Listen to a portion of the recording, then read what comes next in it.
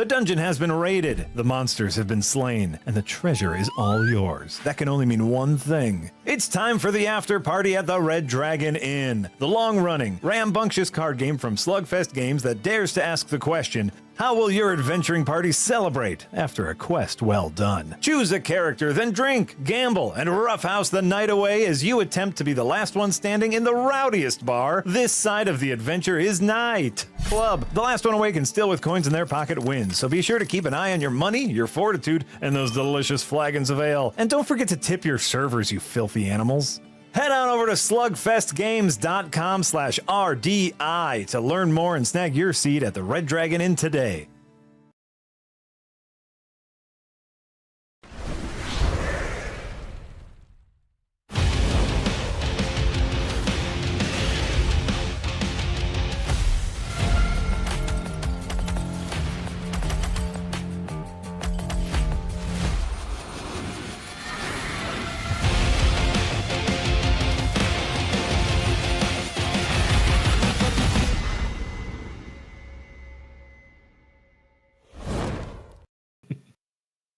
Well, hello everyone, and welcome back to Firelink Podcast, episode number 23 for Wednesday, May 29th, 2024. Marty Sleva here, alongside Nick Calandra, Casey Wosu, producer Eric.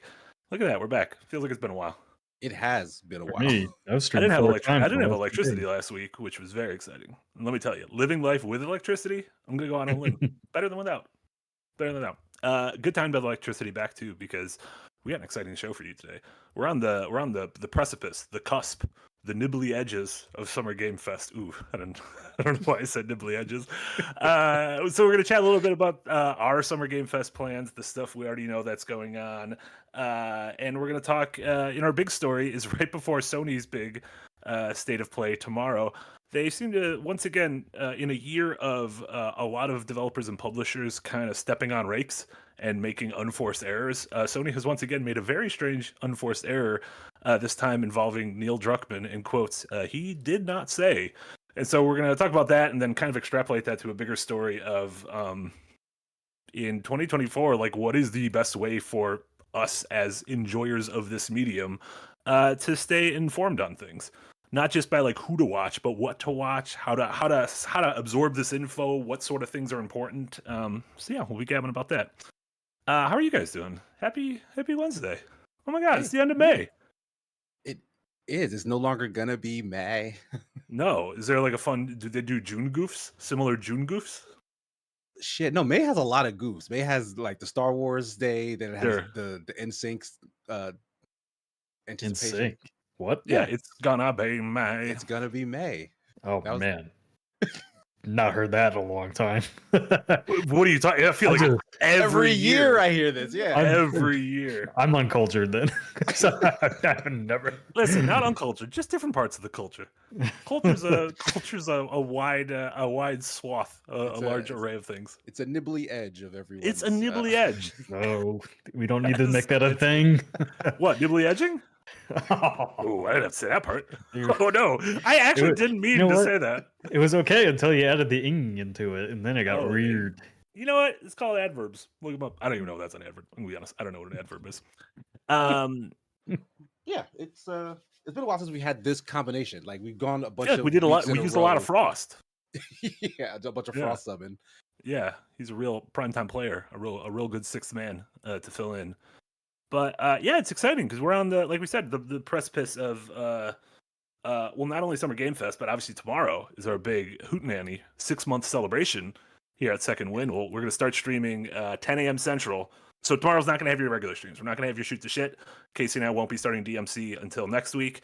But we are going to have a 9-hour long stream starting at 10 a.m. Central. We're going to be showing off all sorts of cool stuff we've been working on, what we have in store for the next month, 6 months, year, and beyond. So tune in for that, and then playing a bunch of games. All your faves are going to be there playing games. We're going to have Fall Guys. We're going to have Golf with Your Friends. We're going to have First Class Trouble. We got the return of Dokapon. I think this is hour 22, 23, and 24. Oh my God. Yeah, so make sure you, we're going to be playing with the community. So if you want to play with us, have Fall Guys installed, have Gang Beasts installed, and have Golf with Your Friends installed. Or Golf with Your Enemies, actually. Dun, dun, dun. Yeah, That should be the name of the sequel. They should, and they owe me trademark for it. But B Pendragon said in the stream earlier he was not going to be there tomorrow, which I'm disappointed because I've held a revenge vendetta against him since the last time we played with Go with Your Friends. Revenge vendetta against. You have every time you were like, oh, I want Marty to play First Class Trouble so I could drown him. You baptized me. Excuse me, you did it first, and then I pushed Amen. you. Like, what is the problem? KC likes to space me a lot. That happened like one time. No, it happens all the time. You probably had Yahtzee was like, man, you just really want to kill me in First Class Trouble tomorrow. When I was on stream with him a little bit ago, I was like, listen, I'm very sarcastic and I get thrown out all the time. I need you there to balance out my sarcasm. Yeah. They have to choose between you or me to throw out. I mean, right now I would throw me out, but it's fine. It's funny when you get thrown out because then it's a worse experience for the viewer because you're just like a shitty little Roomba and everyone's voice sounds bad. So that's one of those things. It's usually good. I was gonna say I'll make sure this time not to go into a room that my Roomba can get closed into because that's what happened last time and I was just stuck in a room. Did they not have a way to just cycle through? No, it didn't have a way to other people's out. point of view. Yeah, that's silly as hell. First Class Trouble, though, we'll be playing that. I think that's the last game we'll be playing tomorrow evening. But yeah, tune in for that. That's very exciting. And then we'll have all sorts of stuff to reveal, and so all sorts of stuff. What your incredible patronage and viewership and super chats have been going towards over the past couple months, including Ryan Betts straight off the bat with the $2 dono tonight. Thank you so much, Ryan. I'm just here for the beefy rats. I don't know if we have. I mean, it's been weeks. But it kind of like crescendoed, right? Like, yeah, like the battle ended. Yeah, like Kendrick won, like that is. But there's a lot of other stuff just happening in the margins. I don't think it's worth bringing up in a whole segment. No, but like I was excited for, like, this is why, like, rap and hip hop has been energized. Yeah, like a lot's going on. Why can't we have like a modern rock beef? I want rocks. What is modern rock? Imagine Dragons? The Congos, Arctic Monkeys. Arctic Monkeys were around like 20 years ago. Yeah, I listened to them in high school. Yeah, and we're olds. I don't know what modern rock is anymore, and it makes me sad. There's no modern rock anymore. God, R.I.P. That's awful. Yeah. It's fine. Let's listen to rap. It's better. Before we get into the Summer Game Fest shindigs, I don't know if you guys saw the biggest news of the week. It's the Zelda Lego. Okay. Zelda. You and your toys. These aren't toys. These are functional building materials. Nick. Nintendo revealed a new Lego set in the Zelda universe that is it is both an Ocarina of Time and a Breath of the Wild set. It is a 2-in-1 set of the Deku Tree, so you can build the Deku Tree from Ocarina. Look at that! Where'd you get those from? These are bootleg. I got these. I was about to say those can't be real. Those cost you $300. They look pretty good. Did they cost you $300? No, they came in like one of those like video game subscription box thingies. Oh, those are actually really cool. Yeah, they look really nice. Yeah, they look like Lego, at least on a webcam. You find those on eBay for $1,000? Are you gonna buy them, Marty? No, I'm not gonna buy them for $1,000, Nick. That's absurd. Sorry. Well, I mean, these are gonna get scalped, right? Like, you're not gonna be able to buy these as a normal person. These Lego sets. I already bought one. And you already have one. Oh, but my thing is, this is you guys gotta talk me off this ledge. It's $300, but it's 2-in-1. One is the Deku Tree from Ocarina of Time, and it's got like Ocarina of Time, like young Link, adult Link. It's got the Skulltias. It's got Link's house in Kakariko Village, and it's the Deku Tree that looks like the Deku Tree. Okay. And then the other one is the Deku Tree from the modern games, from Breath of the Wild and Twilight Princess, with sort of that like cherry blossom look to it. It has the Link and Zelda who look like that. It's got little Hestu and Koroks, like some cooking stuff on it. The thing is, you can only build one at a time. Like, it's not like it has pieces for one and pieces for the other.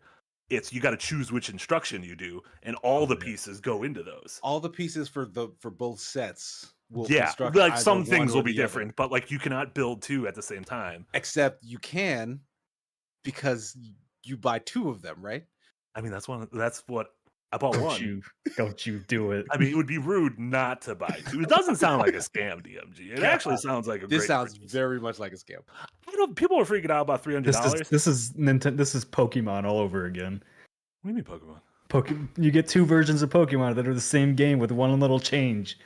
Yeah, but this is different because this is Zelda. Where's Jay Mate? He's gonna buy both of them. He'll do it.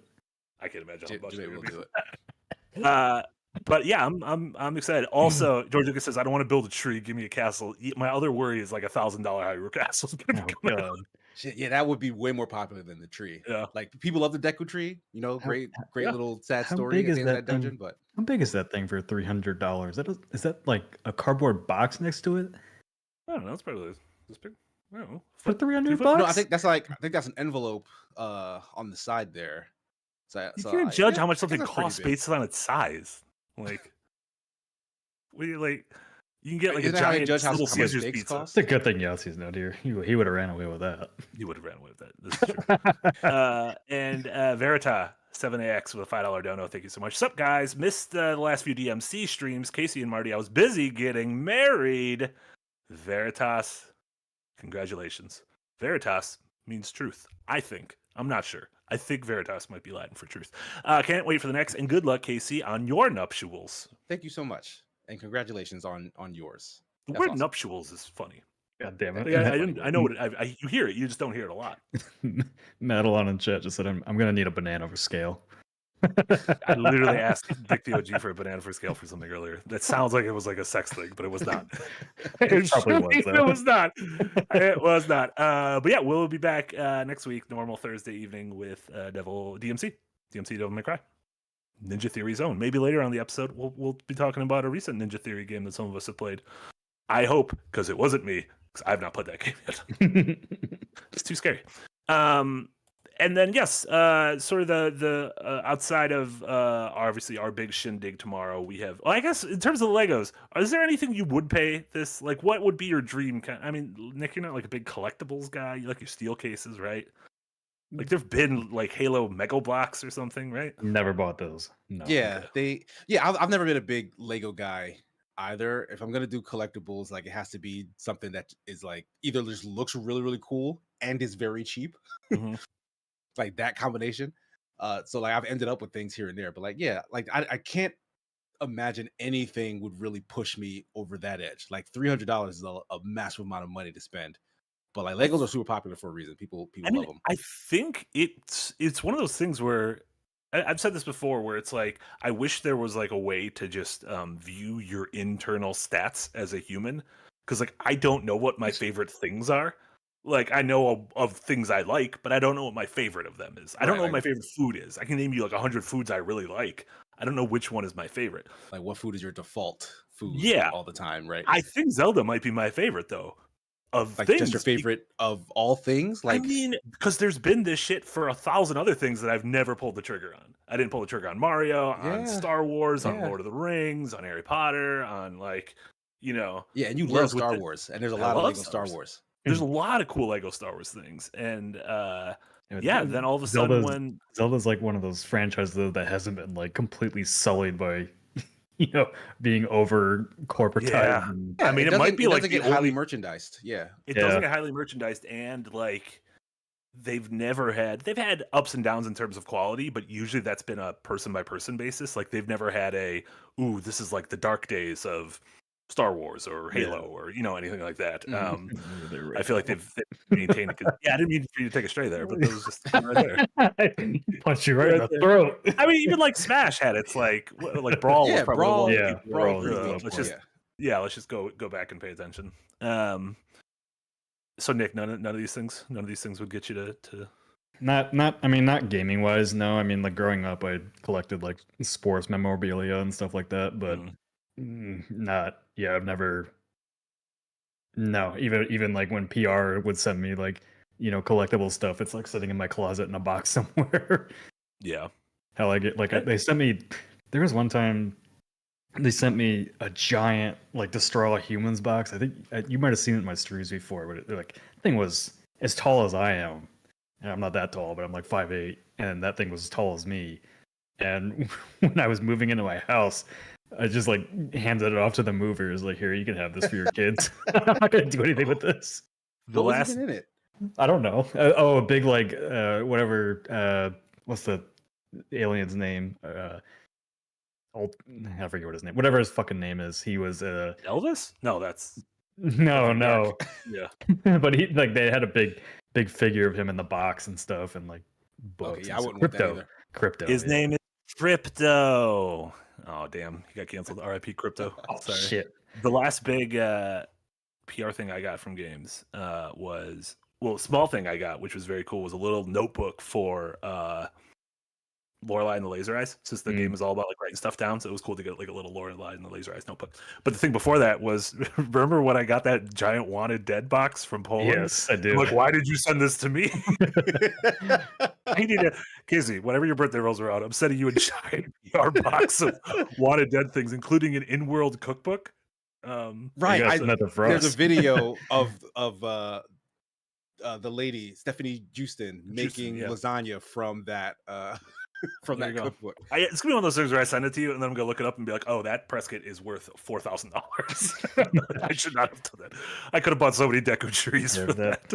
The only press kit thing I've like kept and like put anywhere is that helmet that I had a couple weeks ago, because that thing's dope. Oh, that medieval thing that you said kept cutting your face. Oh yeah, that's not good. Kept cutting my earlobes. Kept cutting my face. Yikes. Some more, slightly more housekeeping before we get to the main story, and then a bunch of shit we've been playing. Summer Game Fest. It begins. Do we legally say tomorrow?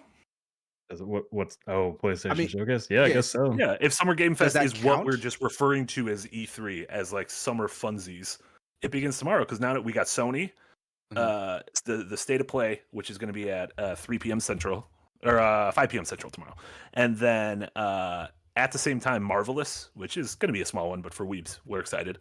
And then an hour later, 6 p.m. is going to be the latest Silent Hill transmission. So expect to see stuff from, obviously, Silent Hill 2 Remake. Maybe it gets dated. A lot of people thought it's coming later this year. And then maybe stuff from the other Silent Hill games they've announced, like the ones they're working on with A24 and whatnot, or Annapurna and whatnot. So, but yeah, it feels like tomorrow it begins. It's like a minor Sony showcase in terms of it's not a showcase, it's a State of Play. Like they have 2 tiers of events, and this is like the lesser of the tiers, which is still fine. And there's gonna be all sorts of third-party stuff there. So maybe maybe that's where Capcom shows off some. There's been some scuttlebutt about some Resi news or some Monster Hunter news. They dated that for next year, right? That is 2020. Yeah, they put that. It could be spring though. Yeah.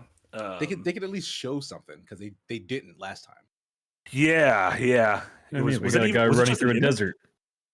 No, we got a trailer, right? No, it was in engine. I think it was an engine, but like it was just running around. Yeah.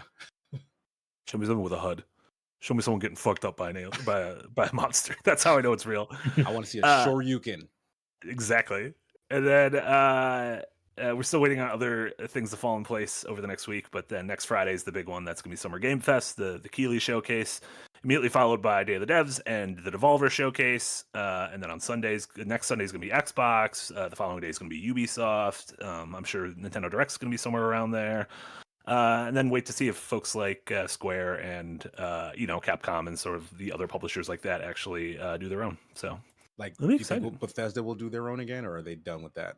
Nah, I think it's going to be part of. I think Microsoft's is going to be like a 2-hour Microsoft, Activision, Blizzard, Bethesda. The monopoly.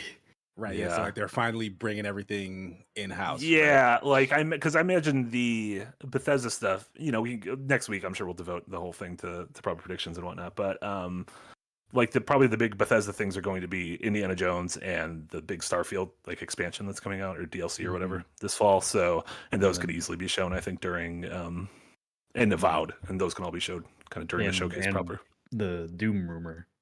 The Doomer. Dark Ages. That would be cool. Doom. What's cool about that is it makes it sound like Hexen or like the original Quake, which had kind of a medieval feel to it. So I'm all in on that. If that's what it is, give me. It was already in space. It was good. We don't need Doom in medieval. Whatever. Yes, we need Doom in medieval. Doom Eternal felt like it had some medieval stuff at the beginning. There was kind of like castles and shit. No, it was like post-apocalyptic, I guess. But yeah, it was like castles, right? It looked like New Jersey a little bit. It looked like New Jersey. You've never. It looked like Trenton. I've been to New Jersey. My family lives there. It would have to. It should be illegal for a new Doom game to release on a day other than a day when a new Animal Crossing game release. Like those two should have to have like a symbiotic relationship for the rest quantum of their entangled forever for the rest of time. Yeah. So maybe Doom can release on the day the new Switch releases next year alongside a new Animal Crossing. So there you go. That'd be great. Yeah, that makes sense. That makes perfect sense. Yeah, and then we'll have obviously not tomorrow's things because it's going to be during our big all-day festivities. But for the rest of those, we'll be doing our regular pre-show, watch-alongs, post-shows, sort of shenanigans. So those will kick off starting next week. So very excited about that. You want to just get into the main topic? So we gotta get the main topic's got a lot of beef on it, and then we got a lot of games to play, and then I'm just gonna get tired at the end, and I'm gonna want to go to bed. So we can do all three of those things.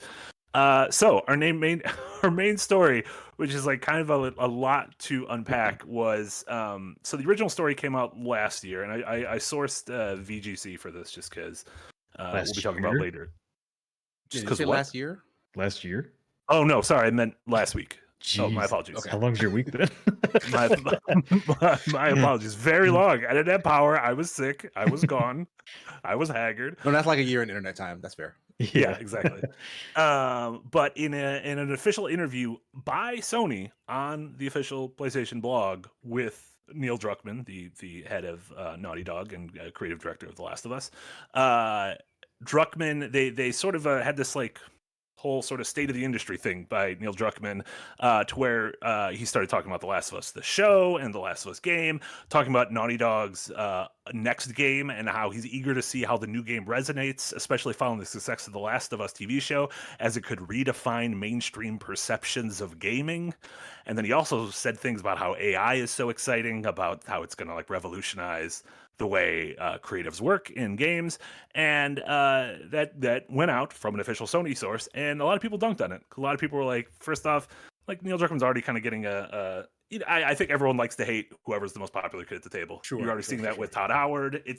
I swear to God, I promise you it will come from Miyazaki someday. I guarantee you it will come from Miyazaki, and when it does, I will be here saying none of it in front of me. With the exception of Kojima, I feel like a lot of Japanese devs don't carry themselves that way. You know what I mean? Like Miyazaki doesn't do like a lot of big interviews. Yeah. Let's wait until he gets one game. He releases one game people folks don't like, and they're gonna lose their goddamn minds. No pressure. Kojima's gonna put the wrong person in his soul sucking machine. He's gonna get like Mel Gibson in there. We're all gonna be like, no, he's gonna corrupt it. Get him out of there. Kojima was like, here's my best friend, Puff Daddy. I'm putting him in here. No, get him out of the machine. Did you not read the news? Yeah, Kojima won't retweet my next story, and then we know it's we know it's bad. And so understandably, a lot of folks were dunking on that, being like, "What the fuck, dude? Like, you're supposed to be a creative. Like, what happened to you? You sold out." Neil Druckmann, a few days later, on Twitter, just kind of quote tweeted that, and in a very amicable, democratic way, considering that this was the company that he works for, although he is a very important person at that company. He quote tweeted that and said, he kind of has a whole thing, and he said, in editing my rambling answers to my recent interview with Sony, some of my words, context, and intent were unfortunately lost. Well, here's the full long rambling answer for the final question about the future of gaming. And he has his full quote, and it's not what Sony printed. He doesn't say these things. There's entire swaths of it that what Sony printed were just words he did not say. Not only did they just chop things up and remove context, but they put words in his mouth that he did not say as a quote, and like including this whole thing about like revolutionizing and redefining what it means to be a game. And so, and he didn't say like, you know, if this was an interview with like IGN, he'd be like, what the fuck, IGN, why did you do this? But because it was the official Sony blog, he was like, oh, something got lost in the translation. And then 6 days later, finally, earlier today, this is the latest update, Sony pulled the story and apologized to Neil Druckmann. And they didn't, or they just said, we apologize for significant errors and inaccuracies. Didn't explain how this happens, didn't explain what groups this went through, like how this possibly happened. And so we're here with Sony does not give interviews of their lead creatives a lot anymore to people. Like Neil Druckmann is not doing sit downs with IGN or with Didn't Corey Barlog have like a lot of interviews when God of War was God of coming War around? 1, yeah. So Yeah. this is very different. And Neil Druckmann did for like Uncharted 4 as well, and before The Last of Us 2. This is sort of a more recent move by Sony, Mhm. and so the big response to this is, what the fuck? Why did Sony do this? And if this is a future where press or trustworthy sources are getting less and less access, but then we can't trust the first party sources of someone interviewing their own people, like this is just bad for everyone, right? Yeah, it kind of goes back to last week with the Hi-Fi Rush stuff, right? Like Phil Spencer hasn't said anything about that yet, by the way, No. with them closing, not a word about it. Mhm. And you go back to that like Bloomberg interview with Sarah Bond, and that interview, like there was no pushback on it. She asked like, "Why did you guys close down Tango GameWorks? You know, what's the measure of success when a game sells well, has critical acclaim, blah blah blah." And it was just complete non-answer, and she just like the interviewer's like, "Okay." I'm like, your job is to find out why. Why did they shut this down?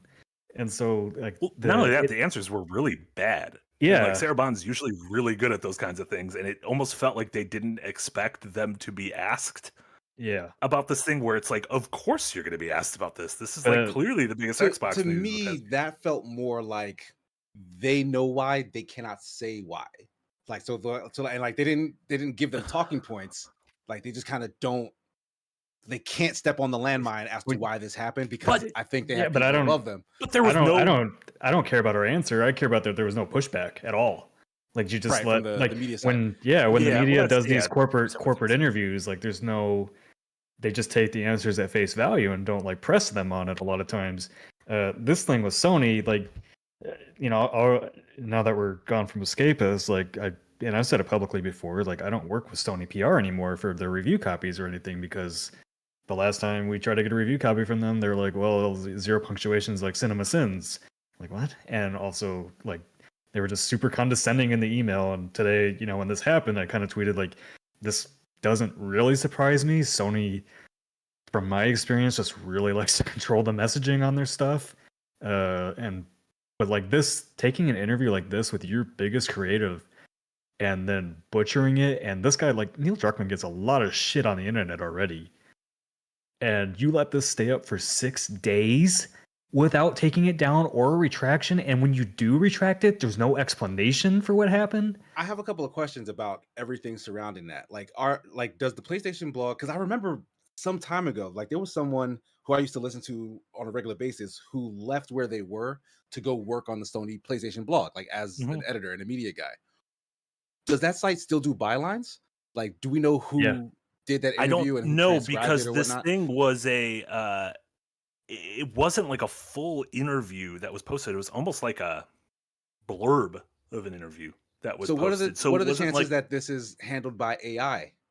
And essentially somebody fed the machine like maybe the full thing, was like, hey, write this up as a blurb, and AI just filled in some video game It's platitudes. non-zero chance. Like, it would be but it's shocking if that was what happened, but like they still published it, and like this is their top creator. Yeah. Like it doesn't make sense. Like it doesn't make Also, he's a guy who his answers are always thoughtful and articulate and easy to you could just post what he said and it would be an interesting thing because he's someone people like listening to. I was reading some of the threads kind of discussing this, and like one of the explanations that actually made a lot of sense was like basically Sony, again, I don't know for sure if it happened or whatnot, but like Sony added in like corpo speak basically that would excite investors and stuff. Sure. Yeah. And they threw those lines in there because like those lines specifically read like investor lines. We're gonna redefine the gaming bullshit, So that wouldn't surprise me. But also, like, man, if I was Neil Druckmann and they did that, but that's sure, the thing, like, behind closed doors he was. Oh boy! Because the thing about what you're suggesting is that someone decided let's corpo up this blurb is like. So who is the writer? Because the person who you hire to be an editor would have some sort of say in that matter, you would think. to be like, you can't just put words in a man's mouth and put it on the internet. Well, yeah, but this wasn't. This was less. thing... I might have said PlayStation blog, and I think I just used that term. This wasn't like one of those things that goes up on the PlayStation blog where there's folks who work at PlayStation blog who were former journalists who worked at IGN, who are good. I know them; they are good journalists, right. And I know those people would not do this. This was a thing that was tied to, I believe, their investor presentation. So Nick, I think, although we don't have the exact answer, I think that's probably pretty close. I would say that if we had to tug on one string, it's that this was put through Corpotron 5000, and it couldn't have been. It could not have been a journalist who did this. At least not anyone with any shred of decency or skill. It was someone who got their hands on it and either, I'm thinking, like, put it through AI to do the work for them because they're not a creative, or don't know the rules of journalism and was like, all right, well, I'll just jazz this up a bit, make investors happy. We also need to separate here, like, the PS blog and the same thing with like at the Xbox Wire isn't journalism at all. It's a blog. They're puff piece blogs was what they are. Like press releasey. Doesn't mean they can't be. Yeah, it doesn't mean they can't be good work because but they also follow the ethics of like. I don't think they're changing quotes or anything. No, and honestly, 99% of previews are puff piece. Yeah, I mean, it's like we've had this discussion before. Like most of games media in its current form is access media these days, and not really journalism. But yeah, like this, I have to imagine whoever's running the PS blog is under significant fire right now for letting that be published, because I don't know how they're. Again, I don't think that was a PS blog. I think that was a part of the investors thing. Like, I think this was, and it's so funny. I've been telling you guys, and I know some of the folks in the audience were watching. I've been rewatching old E3 press conferences on my personal channel, and going back to like the Xbox ones of like 2005, like the right around the launch of the 360. Everyone who gets on stage is a suit, is an exec. There are no creatives, like no creatives allowed on stage. And the shit they are saying is corpo speak. They're talking about how they said by the end of the 360 generation, 1 billion people will be playing on the 360. And I'm like, Jesus Christ. So like, you guys are going to be doing well, but what was that number? Where did you get that number from? To make sure we fact check ourselves here, this was posted on the Sony corporate site and not the Sony blog, the PlayStation blog. Okay. So tracked all that stuff about the PlayStation blog. It had nothing to do with it. It was straight up Sony's corporate creative entertainment vision page. Yeah. So. I mean, that sounds like corpo speak right there. So that is that was absolutely for investors. AI. I feel like someone used AI to jazz that up. Yeah. Let's just use our AI thesaurus right here. Can't even hype themselves up. They're gonna use AI to hype themselves. I mean, they're not writers. These business robos. suits. They're absolutely robos. Yeah. Yeah, it's it fucking sucks, and especially when, like we said, where we have a combination of companies like Sony, and honestly, a lot of you mentioned FromSoft, but Nintendo, same thing, where they don't give a lot of access to. You don't get a lot of like journalism that comes out of these places. You don't get people doing in-depth profiles or interviews in here. You get that now more from indie studios who aren't sort of on a like very tight PR leash, who are willing to be like, yeah, you can come in here and we'll be very honest with what the journey was like making this game. And that coupled with the fact that there are now fewer and fewer, like not only does it feel like a long-standing editorial outlet is closing every 6 months, but you now have this just increasing and never-ending consolidation. Recently, with IGN buying the Gamer Network, which was comprised sites a lot of like Eurogamer, Eurogamer, Rock Paper Shotgun. So just a ton more sites that people know that had individual identities, all being funneled under the same umbrella, and every time that happens, we know what the outcome is going to be. And so, we live the fact that you have these studios who are less willing to give access, combined with less outlets around to do the access, and I just think at the end of the day, that's going to lead to like a pretty big vacuum of like knowledge and education on behalf of the player, of like the normal person who kind of wants to know a little bit how the sausage is made. Yeah, especially these corporate outlets don't even if they did have access, they don't fund this longer form journalism. It's all SEO smoke now, and Google's AI is fucking all that over. Like, honest to God, like we got lucky kind of getting. Well, I got kind of lucky getting fired when I did, because with the Google AI stuff coming around, like, man, it was going to happen sooner or later. I have a feeling that's going to be pulled pretty quickly. Like, yeah, I guess Google AI is a disaster. But it would be. Didn't I tell someone to kill themselves? Hey, I got a good suggestion for you. There was one about how to get your was it the cheese to stick to your pizza? And is use a little bit of Elmer's glue, just a little. Jesus, not like a ton, but just like a little. Like, yeah, a little won't kill you. Little's fine. Just throw a little Gorilla Glue in there; it'll never come off. Just a little, less Gorilla Glue than you would.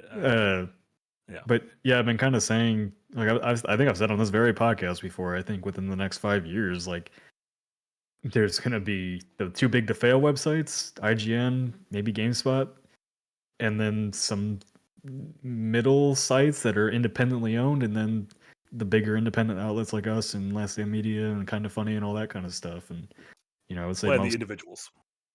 Yeah, but I would say like most 90% of us that are like these independent outlets don't do like real full-on journalism anymore. Much more commentary and critique. Yeah, so there's also no money in real journalism. Like, I think we really like real journalism. You're not going to get 1 million people to click on something that's real journalism. Like, unless you're a fucking H-bomber guy, I guess. Yeah, well, I'm curious, like, how I would love to have Steven Totilo on this podcast to talk about his stuff, because he's running an independent newsletter just by himself doing journalism. So it's like, yeah, you're not going to have teams of journalists anymore. You're going to just have independent people that can support themselves to keep doing that journalism. Like, how long before Substack future? Yeah, like how long before Jason Schreier goes off independent, and unties himself from Bloomberg and stuff like that. So Bloomberg probably has very good health insurance. So yeah, I'm sure. Would not. Is he the only gaming journalist there? Like, it's just Jason at Bloomberg? Schreier at Bloomberg? Yeah, it's just. They have like tech journalists though. They have like that. There's a Japanese tech journalist who like breaks some stories for them. So, but I think in terms of like centralized gaming focus, I believe he's the only one. Yeah, because he only posts a story like he must get paid a lot of money to post like a story every couple months. It doesn't feel like he posts very much. I mean, he's one man. Like, yeah. How much are they going to get out of a single journalism? Yeah. I mean, that's the thing with journalism is it takes a long time. Like, the best journalists are not churning out weekly things, daily things. Like, it's, you get there with like Zach Barron is one of my favorite writers of profile pieces for GQ, and he does 4 or 5 a year. But they're amazing. But they take a long time. Good work like that takes long. And the one thing I really figured out for the story that I was working on, those past few months, is like even after they've left these companies, they still can't talk about it. Not just because of NDAs, but because at their new companies, they have like policies in place where they can't like speak to the press on certain things and all that. And like anything that stirs up like any sort of drama for their current company can't talk. And it's like, I don't know. I'm sure like a lot of industries are like that, but I mean, like it kind of blows my mind at how much the games industry, like how, even though it's almost seemed like it's been more open the last few years, doesn't feel like it. It's probably a personal choice as well, in that you don't want to leave an employer and talk a bunch of trash about them, and then your new employer think that maybe that might be might be next, right? Yeah. Like, it's just not a good look. But even they still can't even talk about like old games they worked on and stuff like that. Yeah, that thing always pisses me off. And that's like just real archaic contracts and whatnot. But I always hate the same thing with like movies that end up never being made. With with the Furiosa coming out recently, people kept talking about how we were days away from post Dark Knight Rises, pre Zack Snyder Man of Steel, getting a George Miller Justice League movie. Like, the cast was down there, so George Miller, director of Fury Road and everything, was going to direct just a Justice League movie with like a fresh cast of all the folks. And it fell through at the 25th hour. And so it's always one of those things, like, I always want to know the story of that. Like, there's and I'm sure there's like a million interesting games that never got made. And I'm always like, what's the story about that? I've been researching Mega Man stuff recently, and there's like, remember that Maverick Hunter game, Casey? Mm-hmm. Yeah, the one on Vita. Oh no, I might have called it the wrong thing. What I'm thinking of, whatever the game I'm thinking of was by App Armature, the studio that did Recore, and they were former retro people. And this was a game that was never officially announced, but internally they were working on it, and it was a first-person gritty Mega Man game that kind of looked a little bit like Metroid Prime. Okay. And but you were Mega Man. It was just a gritty take on Mega Man, and it got to a certain point, but then never saw the light of day. And it's always like, that kind of thing is interesting. Like, it is, what happened to this thing? Like, how far did they get along? Like, Mega Man Legends 3, they priced a demo for the 3DS, and then they said it's coming out in June. And then before that June date rolled around, they were like, we have canceled the game. It does not exist anymore. Like, what happened? What happened? What's going on here? Yeah. So yeah, you can get some of those stories by, like, did you know gaming? And there's certain people. Yeah, they do a lot of that. Like, yeah. And so yeah, it feels like you need to, if you want to know about that shit, you gotta dig into it and be like, find weird video essays by people who are willing to find that. Because again, it just feels like so much of this knowledge is just being lost to time, like Nick said, of folks who can't talk about these things. Yep. Folks that can't talk about these things, folks that could fund these things not funding it. Man, if I ever became a billionaire, I would just give so much money to the dumbest people to make cool shit. I would be like, I want all these things made, please. Here you go. Here's a blank check. Here you go, George Miller. Here you go, George Miller. Make whatever movie you want. Kojima, here's $100 million. Go make your Mad Max game. Have fun. I feel like Death Stranding is his Mad Max game. Like, no one played Death Stranding. Like, you get in a little buggy, you got to deliver shit across wastelands. There's marauders. Yeah, that's fair. There's marauders. If there's marauders, it's got to be a Mad Max. Yeah, they even the Mad Max game wasn't bad. Even chasing like throw spears at you. Yeah. So yeah, Mad Max. Death Stranding's Mad Max. You've heard it here. I mean, Death Stranding 2, the guy has a guitar, so Fury Road. Just like flamethrower, flame penis. Guitarman. That's my favorite Kojima boss, Flame Penis Guitar Man. Yeah, it's the Mega Man game I was thinking of, Eric. Oh, yeah. When you think of Mega Man, do you not think of this? No. That's what I think of when I think of Metroid, the Blue Bomber. What? He's got like actual bullets. Yeah. Oh, it's Doom. It's Doom Mega Man. Yeah, pre-Doom. Little pre-Doom and post-Doom.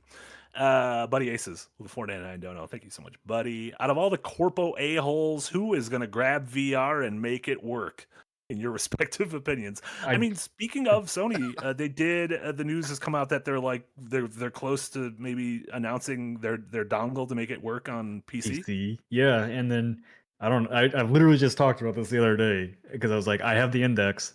I haven't touched the damn thing since Half-Life Alyx because Valve hasn't done anything with it. There's no games that are like I have to play on the Index. God, Don't worry about it. Valve's working on what's the thing that leaked? The hero shooter? Oh crap. Something with a something lock? Deadlock? Deadlock, yeah.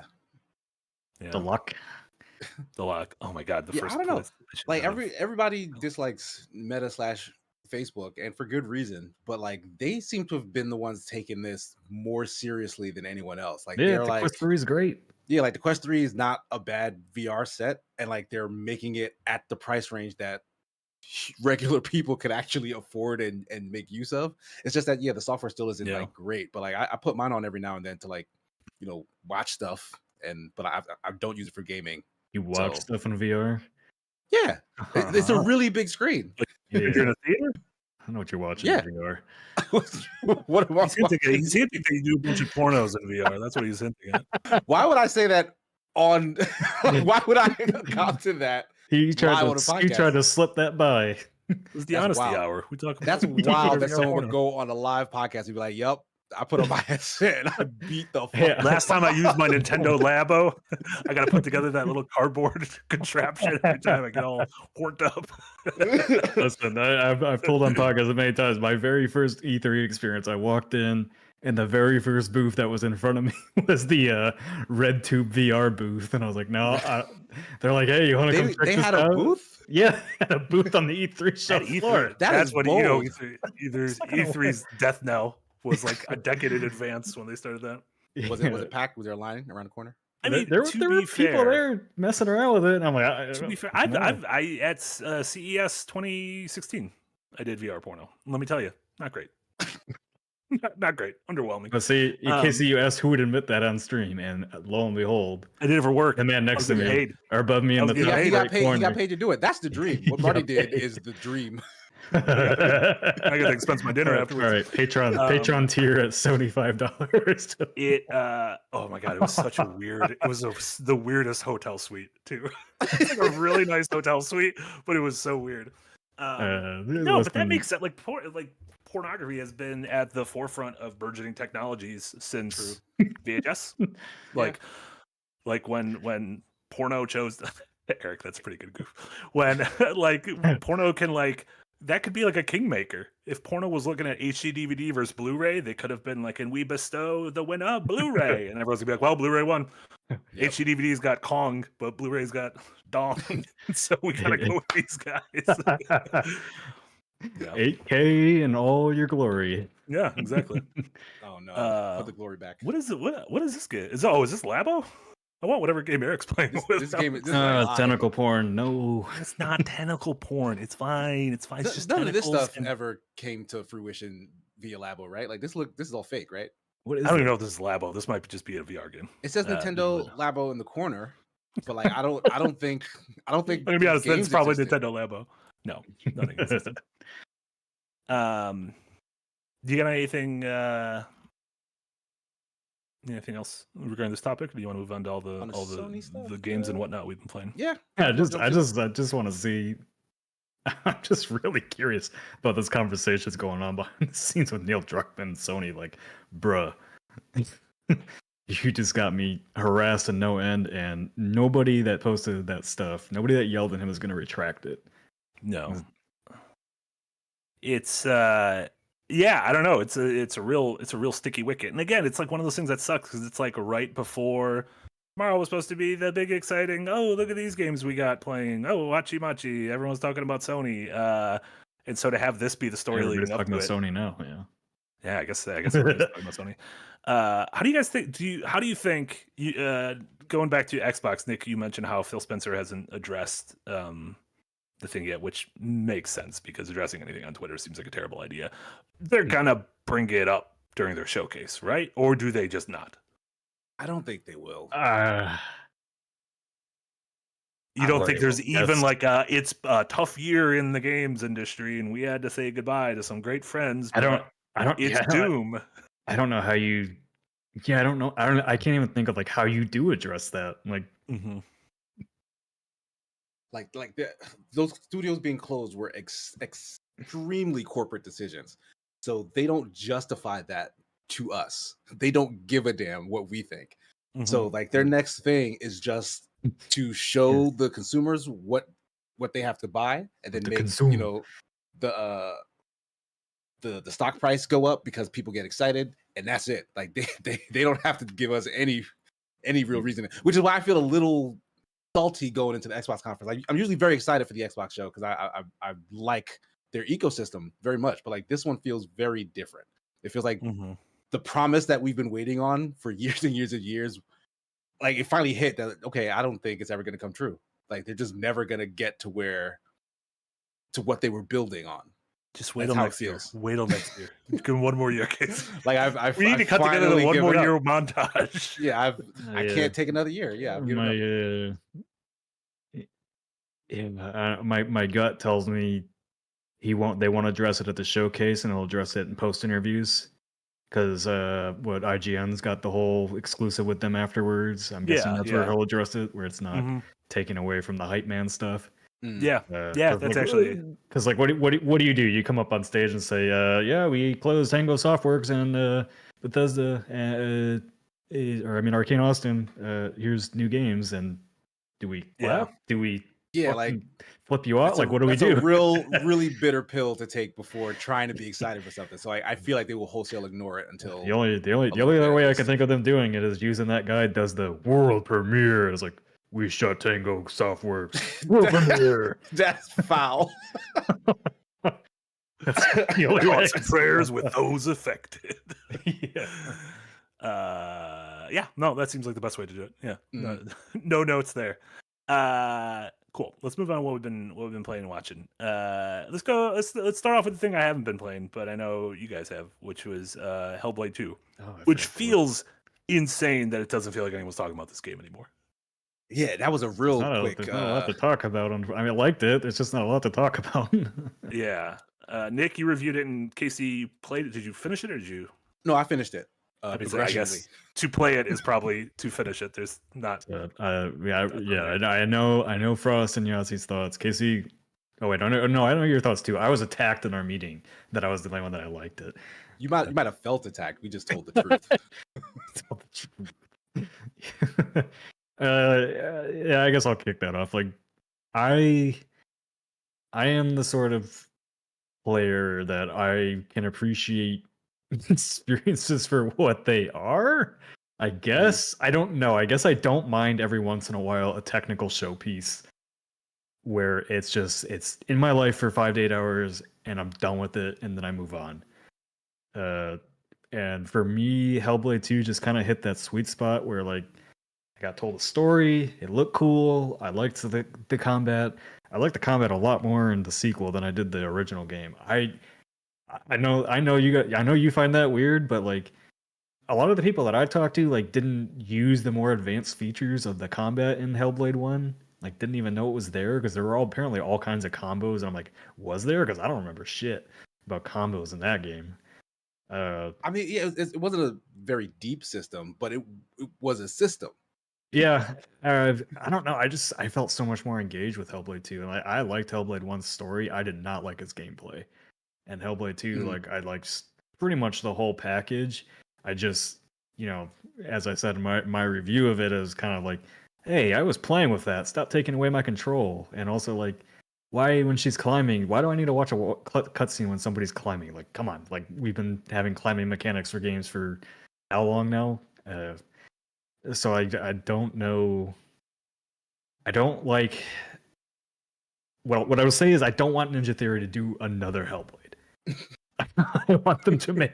I was okay with this. I really like this, but please God, make like another game like Enslaved, using this technology, using how good the combat does feel when you do play it. But don't make me another movie. Make me a game. And that's why I was very clear in my review. Like, this is an interactive experience. Wouldn't say this is a game.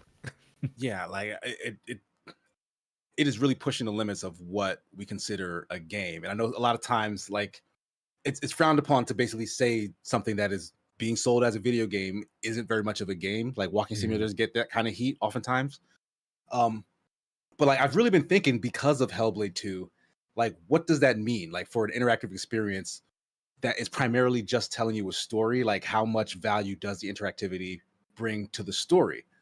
Because depending on how much that is or how engaging it helps make that story, the fact that you don't have a ton of control might be paramount to experiencing exactly what that story is trying to tell you. Yeah. But I don't get any of that from Hellblade 2. And it's like you said, like, it's also like a double dagger because of the studio. Like, Ninja Theory are very good at mechanics.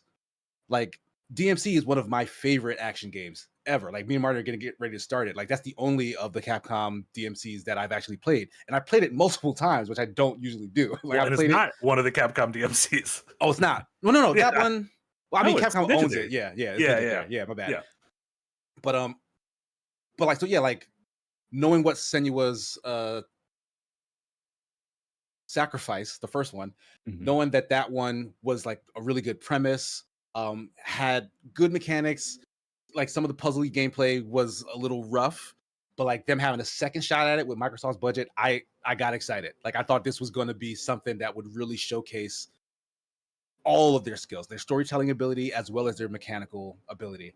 And this very much took the story side of things, and didn't even kind of get over the finish line in that regard, because like in terms of like a through line, like the story was very simple. It was also kind of confused about how it was trying to get to its conclusion.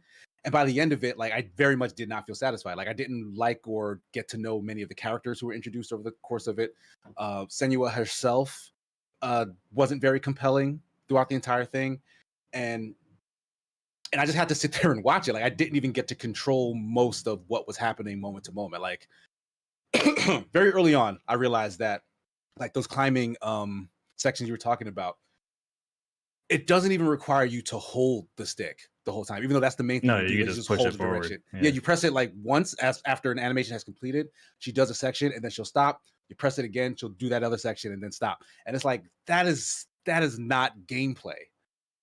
Yeah, Like it just well, yeah, that's like, and that's why I keep saying like I just played. I took it as like a interactive experience because I went back and like read and watched a bunch of reviews about Hellblade 1 before I got into Hellblade 2, just kind of to get my mind in the right mindset for what to expect out of it. And I think it was the GameSpot review that basically called it a visual novel, and I think that's why I went into it like with my expectations in check, that there wasn't going to be a whole lot of gameplay again. I mean, but I was worried about that from the amount of stuff they were showing from it. Like they wouldn't show any gameplay. Yeah, well, we talked about that every showcase. We're like, why aren't they showing gameplay? Yeah, so I was getting more and more worried. It's because if they showed us the preview, they would have shown us a third of the game in one preview. But this was even less gameplay than the first game. Like they ripped out mechanics that existed already in the combat, and like they did something really cool in that they made the combat, they made it look really visceral, right? Like if you were just sitting down and watching this play out, like it looks awesome, but you don't really get to do anything. Like you hit the buttons to swing, like you can dodge every now and then, but if that was fun in the first 10-15 minutes, nothing changes from that point to the end of the 7-hour experience. Like that's the only real gameplay in the game, is you swinging the sword a bit, you have a light, you have some heavies. That's really all Hellblade 1 was too, though. It wasn't. Hellblade 1. What else was in Hellblade 1? I don't remember at this point. First of all, don't say the puzzles, because those puzzles. No, not Hellblade 1's combat was not deep. It was not deep. But it was doing something mechanically awesome in that when you played, you heard like your HUD was the voices in your head. Yeah. So characters could attack you from behind. They say behind you, and that would be your cue to like dodge out of the way. That is leagues more interesting than what we were doing in Hellblade 2. Yeah, but they removed that. They removed that because people complained about it. Because it didn't work very well. I thought that was great. Like, yeah. I mean, I just replayed Hellblade 1 like a few weeks ago. Yeah, there's a whole boss fight in Hellblade 1 where they train you to fight a monster blind because of how good the audio design is. Yeah. And like, there's just none of that in the second game. Yeah. I mean, as I was playing, I felt like something went wrong along the way with this. I mean, people keep starting to say it took 7 years to make, it took 6 years to make. They made it in 3 years. It started full development in 2020 because when they revealed it in 2019. Why what? Well, they were working on Bleeding Edge before it too. Everyone had Bleeding Edge fever. Bleeding Edge released like forever ago. They had way more than 3 years to have started. Bleeding Edge also been released on in 2018. Yeah, Bleeding Edge released in 2018. Yeah, they've been working on like 3 different projects all at once. I don't know why when they're only a 120 person studio. 80 people made Hellblade 2. So I just don't know.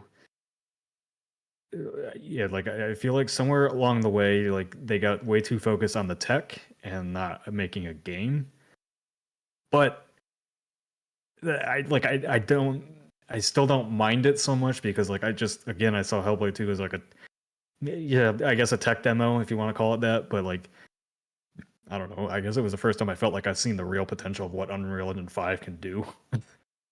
And now like I'm just thinking ahead now to Gears 6 at the Microsoft conference because the rumor is that they're going to reveal Gears 6 this year. And I'm like, ooh, baby.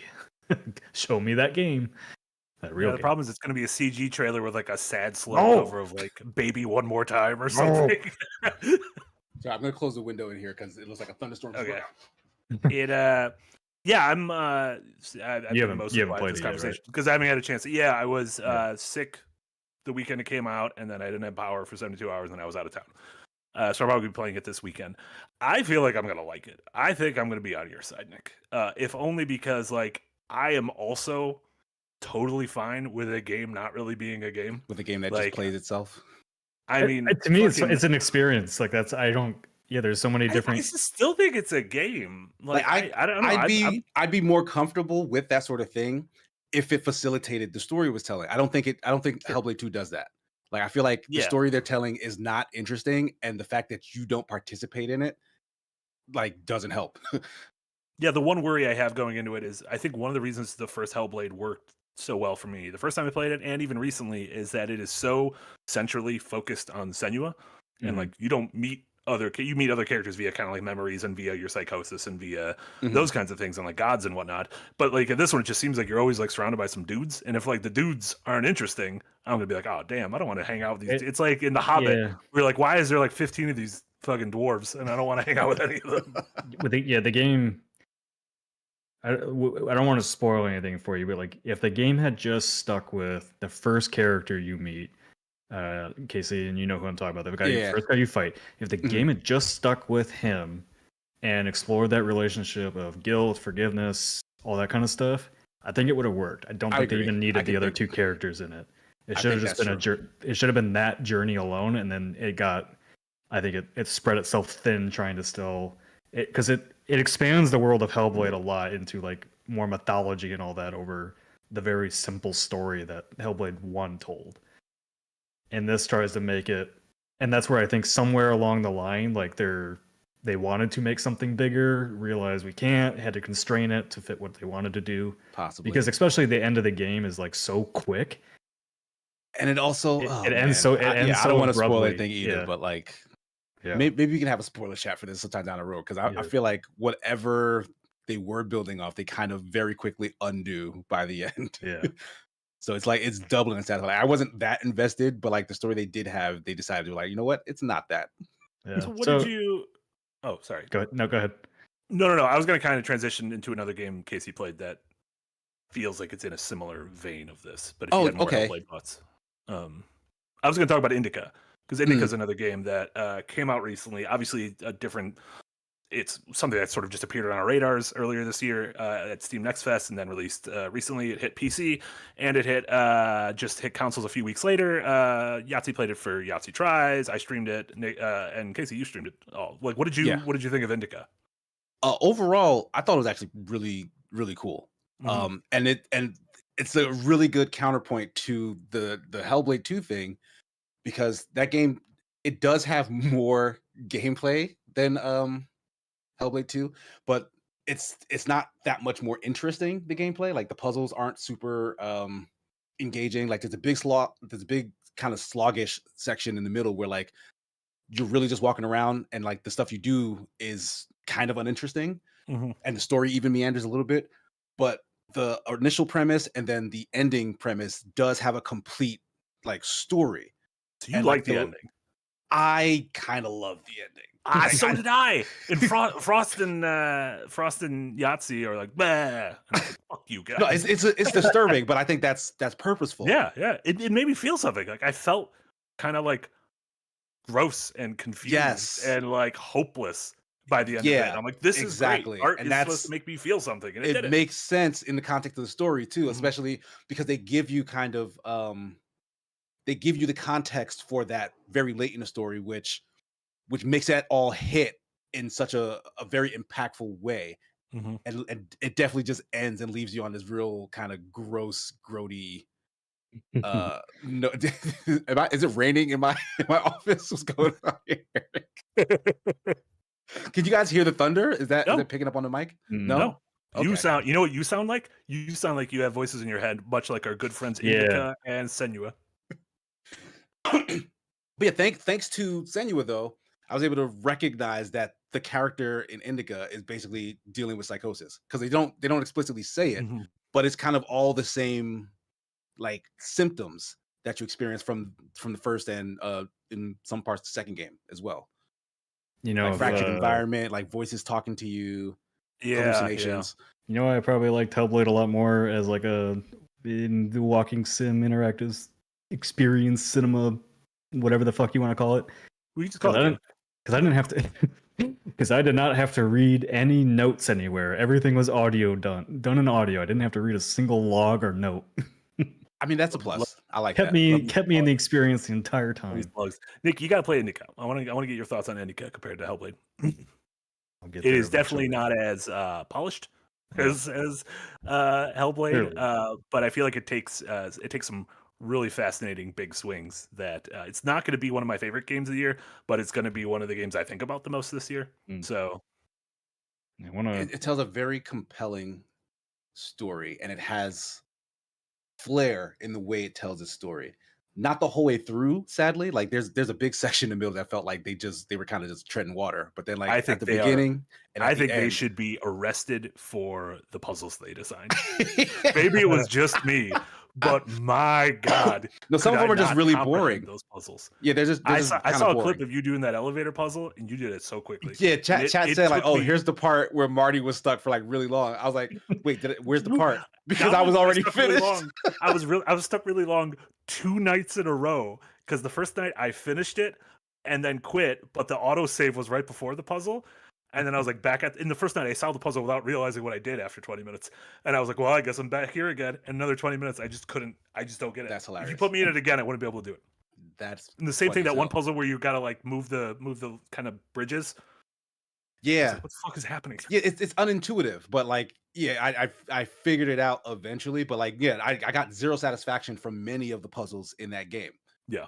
Which is a problem. But there's a bunch of stuff where I was like, oh hell yeah. The one where you're kind of going through the room that like kind of the portal the same room. And, that one was awesome. Yeah. That was awesome. Cool. Neat game. I guess along the same lines, this is a very different game, but in terms of like, I don't know, I am fine with a game that is only has 1 out of 100 things that we would use to define a game. Someone mentioned Kentucky Route Zero earlier. I fucking love Kentucky Route Zero, and that is 99% a book with vibes that you happen to use a controller for. But I streamed a little bit of this game. I've been singing its praises. This game called Arctic Eggs. It is a turning into Jack with all these weird indie games. Listen, I'm fucking digging deep. This is a year of focus. I just put Arctic, but I meant to also say the word eggs. I'm sorry, chat. But this is a game that it is a narrative-driven game where you are like the egg cooker. You wake up and you're in this kind of dystopian future, and you got punished, and you are just the egg cooker now. And so you got to go around these kind of tenements and talk to these characters who want their eggs cooked in specific ways.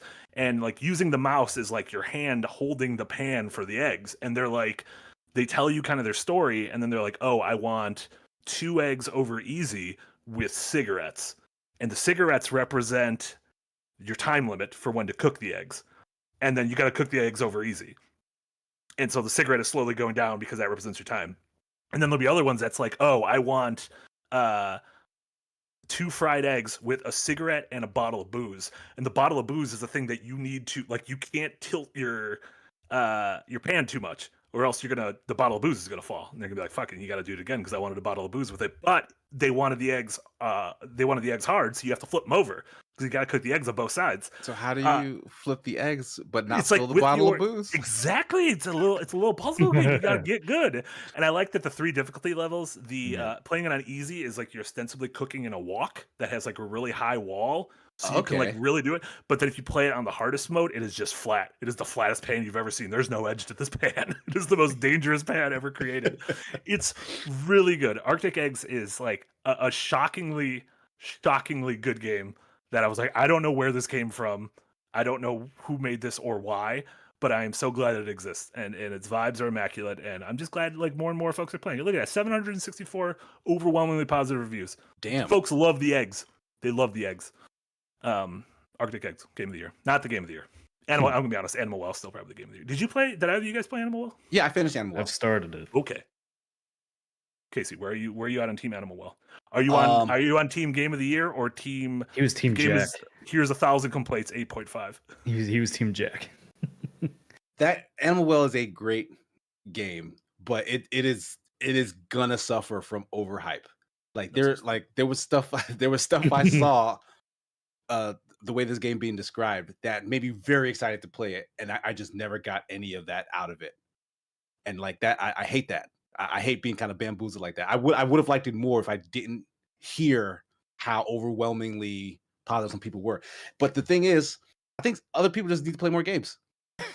Like if they have played Tunic, which this game keeps getting, it's way better than Tunic, though. it is not way better It's than Tunic. absolutely better Oh than my Tunic. god, it is no. not better than Tunic. Like you've Do I been need to go Tunic do I need to go pilled, outside? I've You've been been Tunic Tunic pilled. pilled. You gotta Let it stop go, carrying Casey. Tunic's weight. Tunic is a very good 8.5. Tunic is your Twitter. It's a real healthy Tunic, 8.5. Tunic is a 10.5 That is not even a real score. It got better after I stopped playing it and just How come it learned didn't more beat about Stray? it. What is Stray then? No, this is why I don't like doing these things, because I like Tunic. Sure. I don't want to argue against Tunic. Yeah, and I like Animal Well. I think Animal Well is a great game. Like it does very here's what I like about Animal Well. Animal Well is a solid Metroidvania, but it remixes kind of the tools and the language we usually use to navigate Metroidvanias. Like there's no double jump, but there's something that's kind of equivalent. Like there's no Hollow Knight-esque dash halfway across the screen, but there's something that's sort of equivalent. And like the thing that was, I guess, the brain unfolding thing that folks were making the comparisons to Tunic and Outer Wilds didn't hit for me because it's all mechanics based, which is, I love a game which has a ton of mechanics. But the thing that like opens my brain has to be a merger of the mechanics and the storytelling. And I don't think Animal Well is doing a very good job telling story or conveying lore. Like it's got vibes out the wazoo, but like I don't know what the hell's going on in that game. And I actively went out searching for what this game is about, and like nothing I've seen gives me anything near satisfactory answers as to like, oh, this game is telling you about X or Y or Z. Like it's not. I don't think it is. It's just a game. Because it's about you. Is it? The problem is its story, whereas you can get the story in Tunic, and especially in Outer Wilds, you get the story from the core playthrough, and then you get more afterwards. With Animal Well, like the quote unquote story doesn't come until the post game.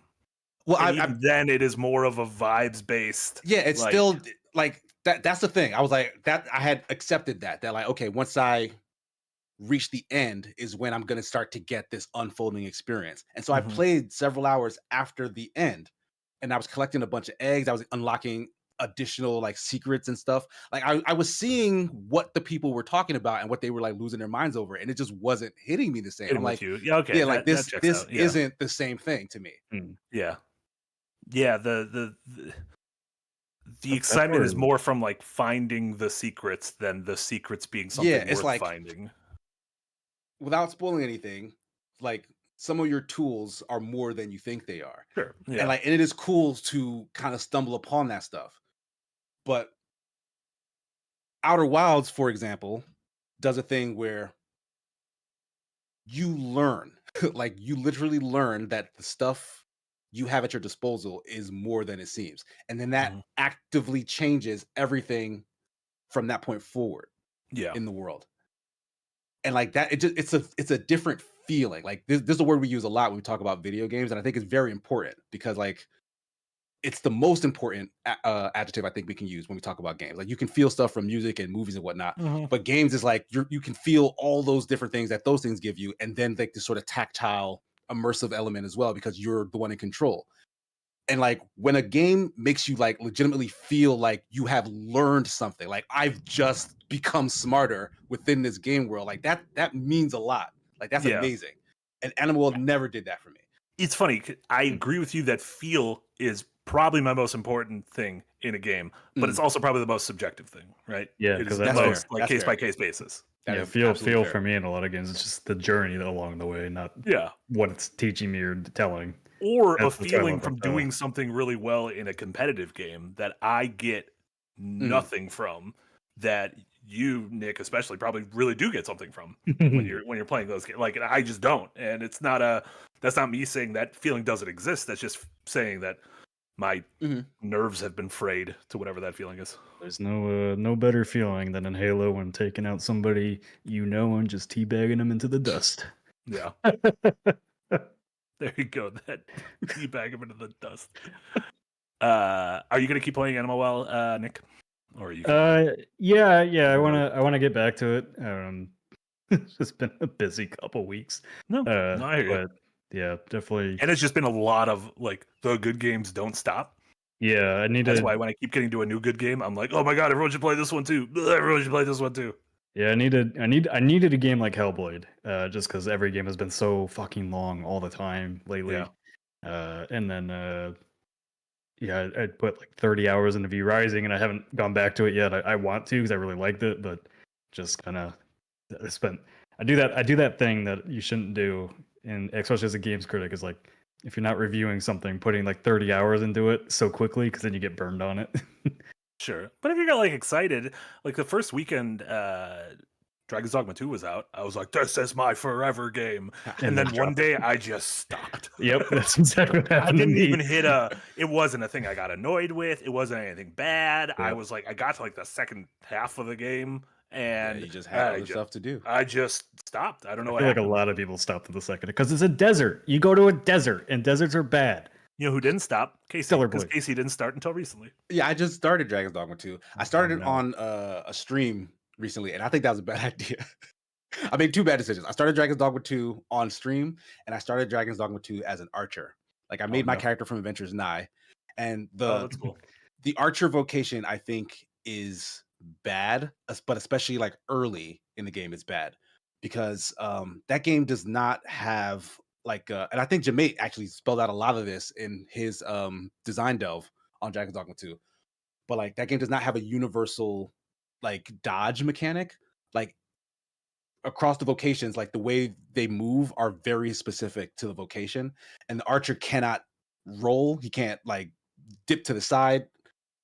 Like he can't move very fast. Like he basically sits there and like shoots the arrows, and you have a couple of special shots, but it was really boring.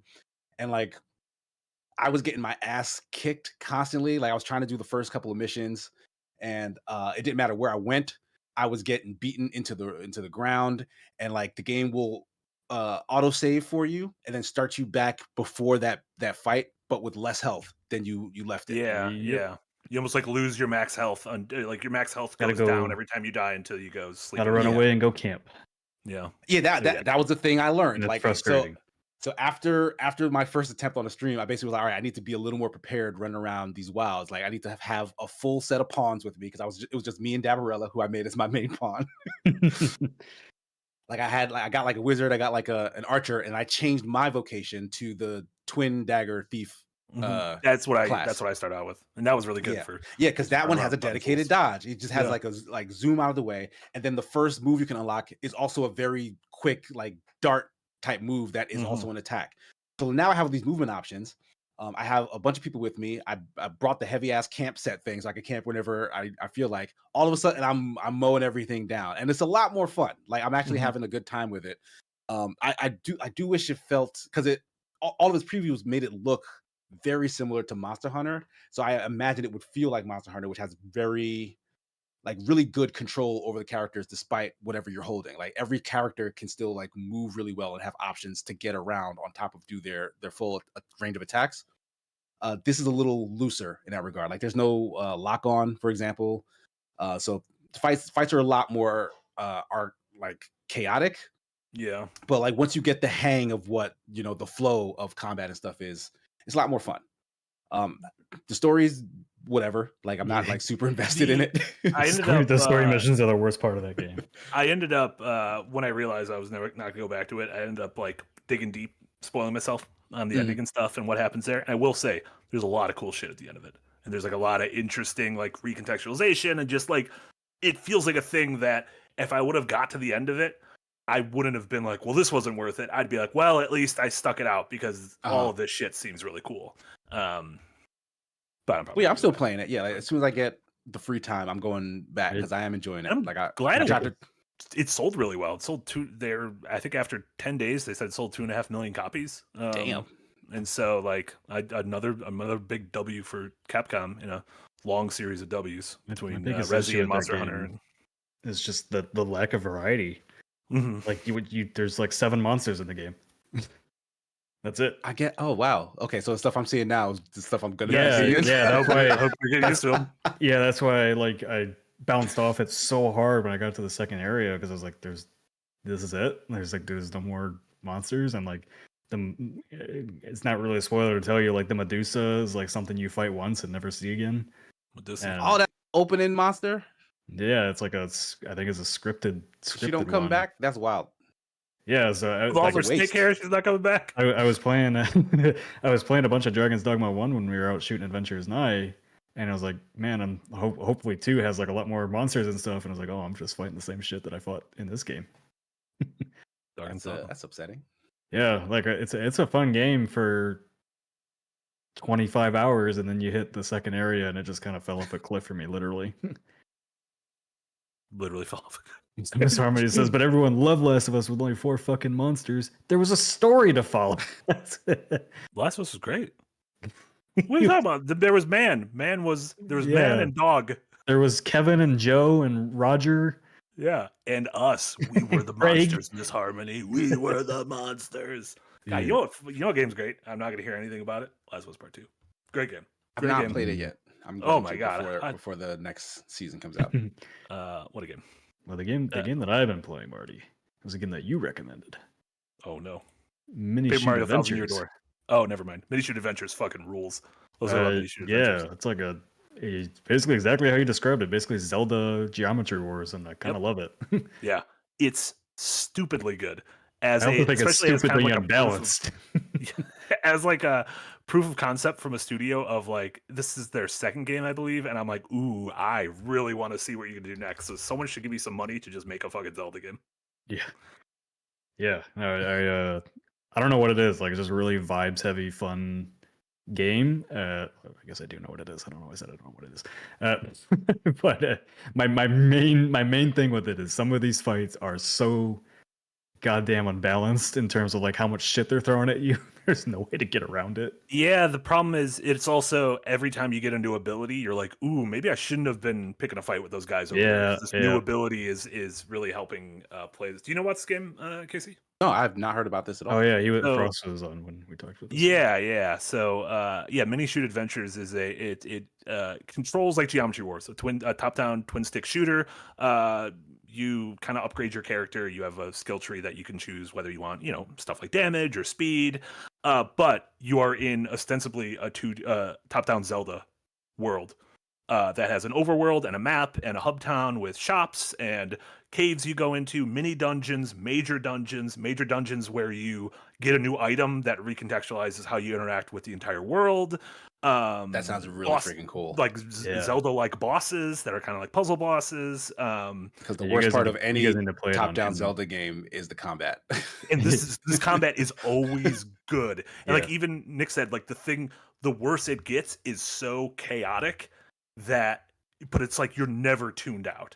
You were like always tuned in. You're always making progress towards something. Killing stuff will like this is one of those games where every time you level up, it feels like you are getting noticeably more powerful.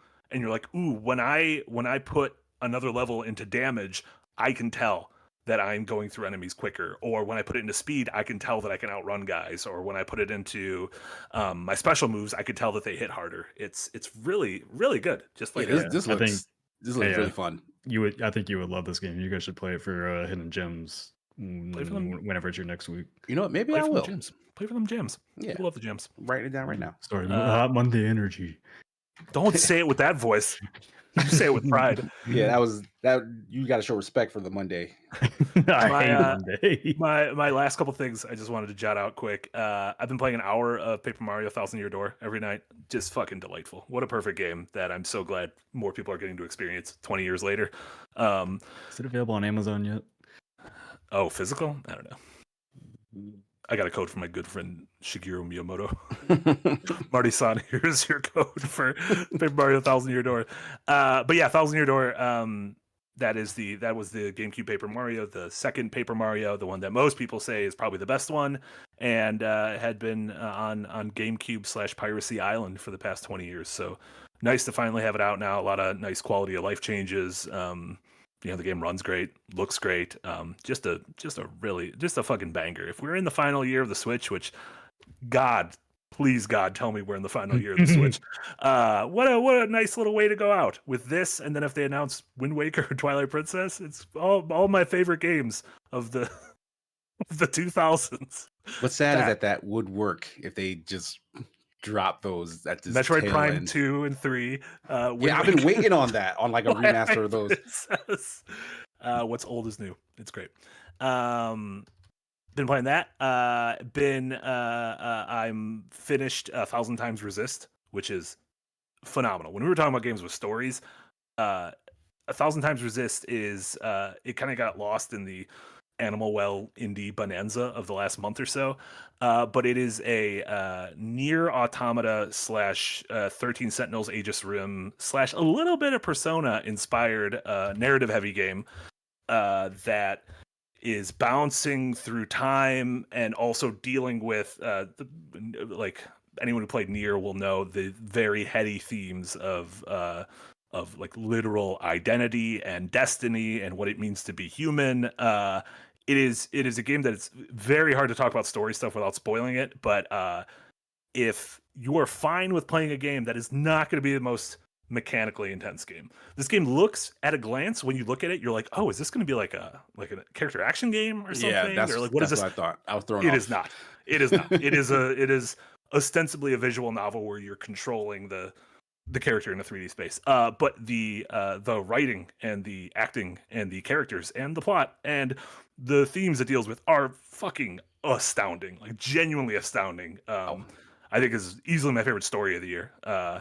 Honestly, probably my favorite story of the year in any medium, maybe even more than any movies. Ooh. So just really good shit. Highly recommend 1,000 Times Resist. It's out on Switch and PC. Someone told me the Switch port is bad. I didn't do any digging into it, so I'm just playing it on Steam Deck. But just a word of warning: I don't know anything. I just might have been spreading misinformation, which happens. And if I did, I apologize. But I'm playing. It runs great on Steam Deck. And then the last one I wanted to talk about was Isles of Sea and Sky, which is I've been playing a lot of stuff. Well, we didn't do a show last week, and I was also I was at the mercy of things that were downloaded on my devices to play until they died. Oh, right. When my power was out. Isles of Sea and Sky is the latest Sokoban adventure. Sokoban is that genre. If you played Void Strangers or watched the Hot Monday Energy crew play Void Strangers, the block pushing puzzle game. But again, not to continue to bang the same drum, but it feels like that combined with an old top-down Zelda game, where you sail these different islands, you're solving kind of these open world puzzles, you're getting items that you're like, oh, I can go back to this old island and unlock new stuff and see what's going on here. Just in terms of nice little brain teasers, this has been a year of a lot of good brain teasers. Lorelei, Indies are making Animal us think. Well. Meanwhile, what's AAA doing? Hold forward.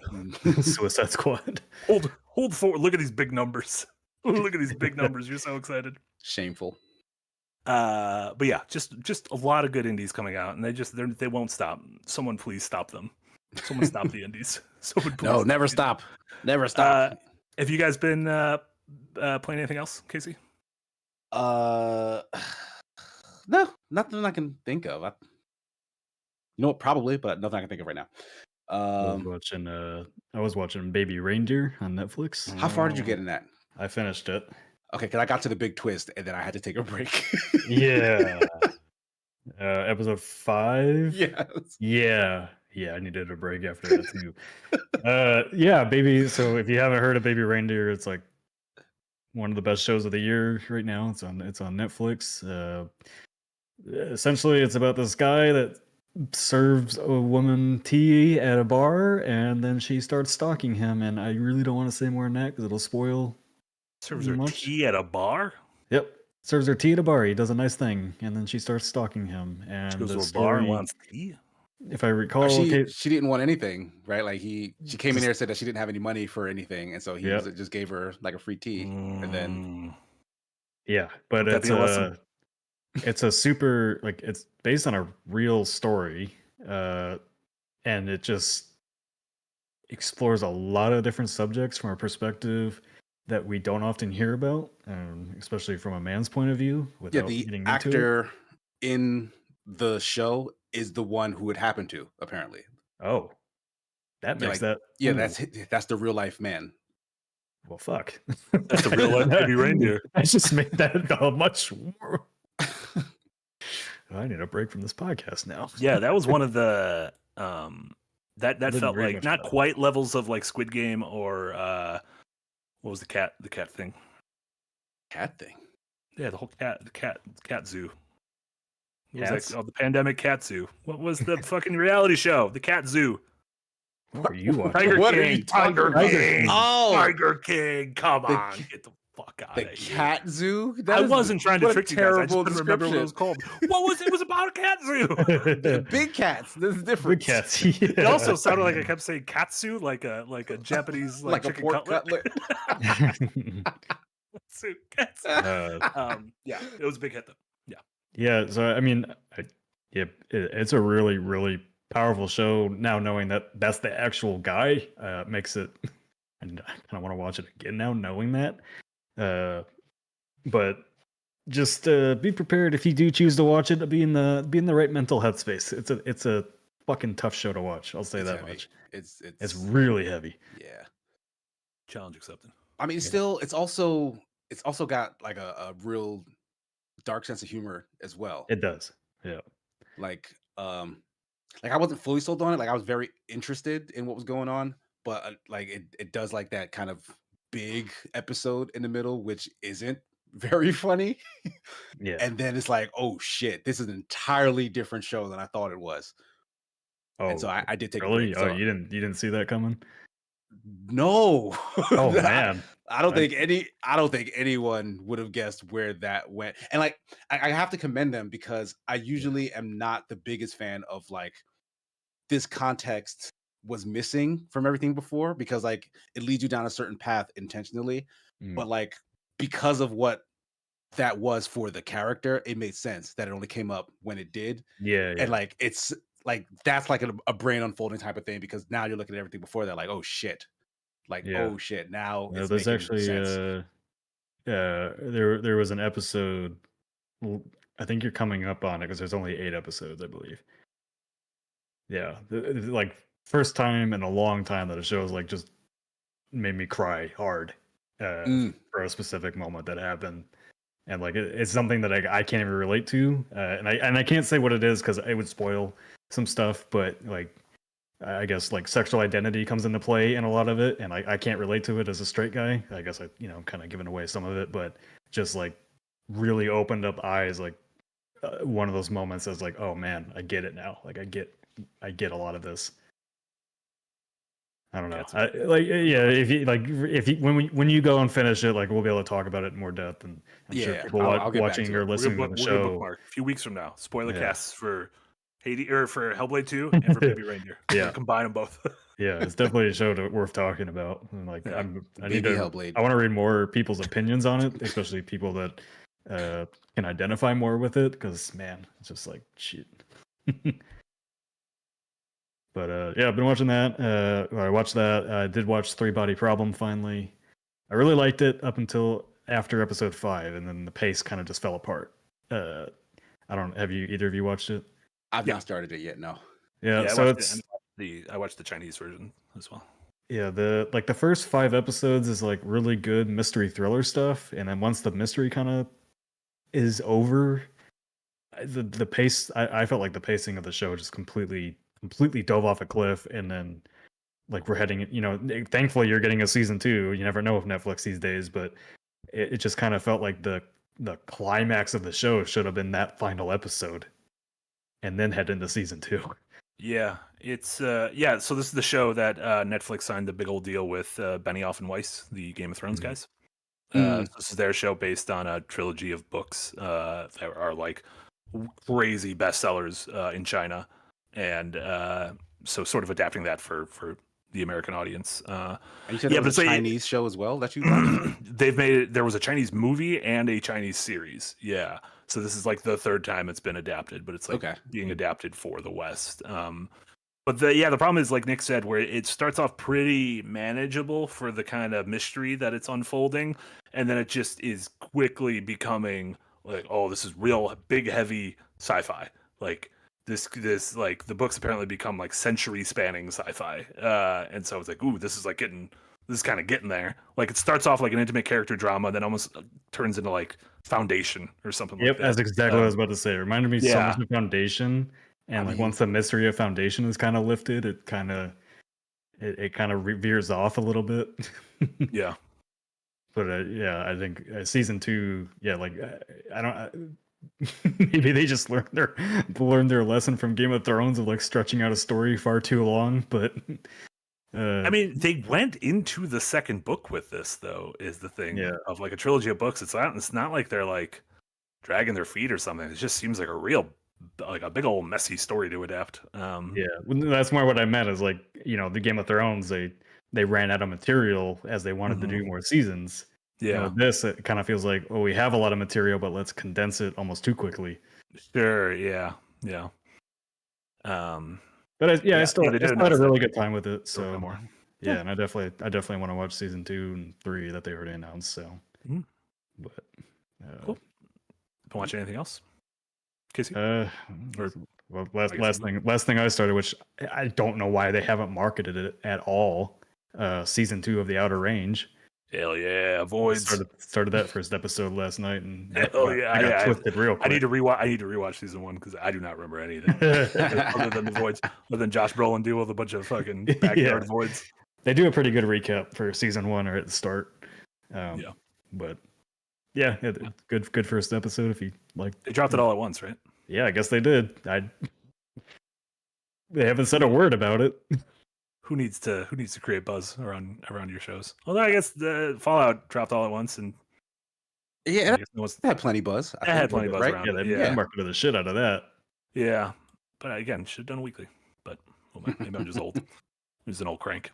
What about you, Casey? Anything else? I did a bunch of like catch up stuff with some Phase 4 Marvel stuff. So like I watched Quantumania, thought it was fine. I watched the Marvels, thought that was a little better than fine, but like that suffers heavily from just baggage. Like you need to have watched so much and have understood so much history in order to get anything out of that. But I watched the She-Hulk series, and I was very pleasantly surprised. That's a hilarious TV show, and it requires very little bag. No baggage. It really does. Yeah, it requires not that much, and the little they do have, they kind of explain to you.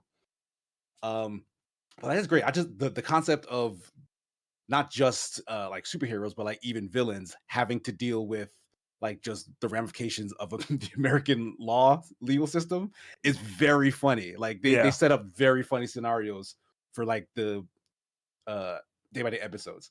I remember that the finale was a little controversial. And I can see that because she does a lot of fourth wall breaking, and I don't know much about the She-Hulk character in the comics. I don't know if that's what she does. Yeah, that's like one of her things. Like her. Okay, that's one of her things. Like, she'll like jump out the frame of the comic and then like swing down to the next panel and like address the reader and everything. Yeah. Okay, so that's just them being true to I guess the character. But I gotta say I didn't like much of it. Like the fourth wall breaking wasn't great in this. I mean, it was funny, but like I don't feel like it served the story. Like it felt like it was distracted from like what was happening in the story. But other than that, pretty good show. Like I really liked it. I kind of want to see more. Hopefully they get to season 2. Yeah, and I think it continues the one thing. Like no matter how rocky the Phase 4 of the MCU has been, which is pretty rocky, I would say, their casting is still generally spot on. Like Tatiana Maslany is like really fucking good and incredibly charming, and like I think she's great in the role. And it was nice to get a little bit of Daredevil back. I'm excited to see him more. Yeah, he was great in that too. Like, I'm not a fan of the suit color, but he was great. Oh yeah, his weird like suit. that she called it ketchup and mustard. Ketchup and mustard. Yeah, I think that was just like a little goof for this because from everything they've showed from the actual Daredevil show, I think it's just back to old Red. But I started and caught all the way up to Delicious in Dungeon because that show is great, and I was a little lukewarm on it. Like it was fine at first, and then it gets serious, and then I'm like, oh shit. So it apparently is done tomorrow, I think. Oh, awesome. Well, season 1 is done tomorrow. They dropped 2 episodes at a time, which they weren't doing that originally. Like I think they only started in the back half of the season. I'm a fan of that. So I watched the first half and I stopped I believe after episode 12 or 13, where it sort of felt like our first adventure is over kind of thing. And I purposely just waited for it to all be back. So I'll probably, again, this weekend, probably binge through it. Did you think the second half was as strong as the first half? Because I really loved the first half. Yeah, the second half, I think, keeps things moving in the right direction. Yeah. But like I'm invested now. Like I'm invested in all the characters. I'm invested in their discovery of eating monsters and just of the world, the greater like magic world in general. Like I'm interested in like the history of the dungeon itself, what they've been like hinting at over the course of the series, and now kind of giving you more explanations as to what's been going on, like with some of those reveals. Like and I didn't realize until like super late that it's a trigger joint. Yeah. And because that's what they do. That's their bag. Bombastic, right? As a lot of it's a little more low key. And I think trigger. the last thing they did was like that, like where it wasn't like, what even was that? They had a show that just wasn't. Oh, it was freaking Dragon? No, it was the robot one, right? Pluto. Oh yeah, that's right. They did Pluto on Netflix. Yeah, and that one was like subdued. Yeah. So this one is somewhere in between. When they want to like do something like really gnarly, they have no problem with like pulling out all the stops with that. Yeah, like they have episodes where it's like, all right, everything has hit the fan, and like it makes that hit a lot harder, I feel. So that's great. Can't wait to finish that up. Yeah, Nick, I feel like that could be an anime I feel like you might like Delicious in Dungeon. It has like a pretty simple kind of D&D-ish premise, but it also feels like they explore like video game mechanics and ideas through the episode in neat ways. Like I feel like by being a fan of video games, you get a little bit more from like the adventures and like the things that happen to them, because it almost feels like I don't know. Do you get what I'm saying there, Casey? I think so. Yeah, like there are rules for the dungeon that aren't the same as the rules for the real world, and that feels video gamey. Yeah, like both that and Solo Leveling I watched recently do like, it feels like knowing and caring about video game mechanics kind of play into my enjoyment of the series as a whole. But it's also got a great English dub. Like I was watching it in Japanese at first, and then changed to English when my fiance sat down with me for a little bit, and I've stuck to English since then because like it's really good. Yeah, they're great. I know Jack. It's one of Jack's favorite shows in recent memory as well. He's watching it with his kids. Yeah, it's great. I'm sure Jack likes it, obviously, as a D&D boy. I also burned through, like, because I had this hankering for just more, like, moto sport TV. Like, I started 100 Days to Indy, which is another Netflix documentary, but about the IndyCar series as opposed to Formula One. That was a very boring show. I jumped off of that after the first episode. It was an anti-recommendation. Yeah, I didn't like that very much at all. But then I found this reality show called Hyperdrive, which is essentially they pull a bunch of amateur street racers and like drifters and donutters. I don't know. There's a term for like when you just do like the best donuts in a competition. But like they just pull these people from all over the world and they put them in this like Ninja Warrior-esque obstacle course where they have to like drive their car and do a bunch of like skill checks over the course of like several nights. And like they're eliminating each other. They're doing like head-to-head races when like they're like at the bottom of the elimination pool. And like it's got a great cast of like reality show-esque characters who like they're just really fun and like endearing people for the most part. Like and they have like such really good like backstories too. Like they'll go down the rabbit hole of like, oh, this person is drifting because his friend died on like this crazy mountain pass, and he's like, if my friend had known how to drift, maybe he'd still be here. So he dedicated his life to teaching people how to drift, which is like, it sounds ridiculous, but like, no, like that's actually like that's his motivation. That's how he got here. He's a true drift king, a true DK.